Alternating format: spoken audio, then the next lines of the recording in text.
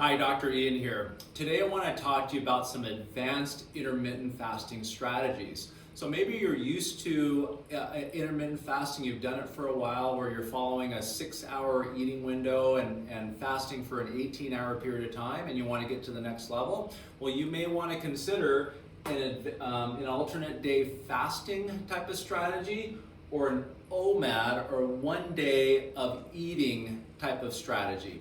Now, it's all about interval eating times because this challenges the body. So you go through a starvation period and then you go through a feasting period, either looking at it from a daily standpoint or from a weekly standpoint, or we can even go out in a monthly period of time as well. But when it comes to these advanced intermittent fasting strategies, your body is further challenged. So once again, this is not for the weak of heart or for those of you that have metabolic diseases that have been diagnosed. You need to work with the doctor when you're doing these types of strategies. So for instance, on an alternate day fasting type of strategy, you're fasting for a 24-hour period of time. So you're refraining from any foods, you're drinking during that time, you're drinking water or herbal teas, but then the next day, you're able to go ahead and eat 3 meals throughout the day, or if you're not hungry in the morning, you can just do more of a, on that particular day, more of a 6-hour eating window if you want to do that, and then go into a 24-hour fast the next day. So you have to listen to your body during those time frames.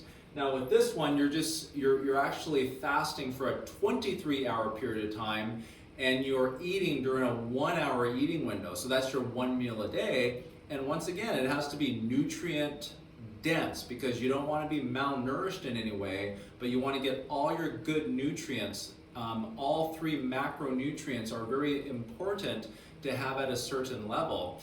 But once again, this is an advanced strategy, and if after you've been doing an intermittent, like a regular intermittent fasting where you're following a 6 to say 10-hour eating window, and you're fasting for the rest of the time, then you may want to challenge your body maybe on a monthly basis or a quarterly basis, and doing a week's worth of this, that's okay to do. But doing it 24/7, like an entire year, is not ideal. Once again, you're using this as a therapeutic type of strategy for your body, and it's good to stress the body on occasion, but not all the time, you see.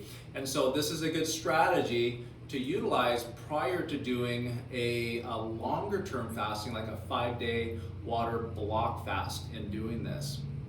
The other things you can do besides water and herbal teas, you can bring in broth, either chicken or beef broth. You can use fish broth as well, but this brings in a lot of collagen into the body. So if you're having any gut issues, you can add that element of strategy as well, because the more collagen you can get inside of your GI tract, the more healing that will take place in your GI lining.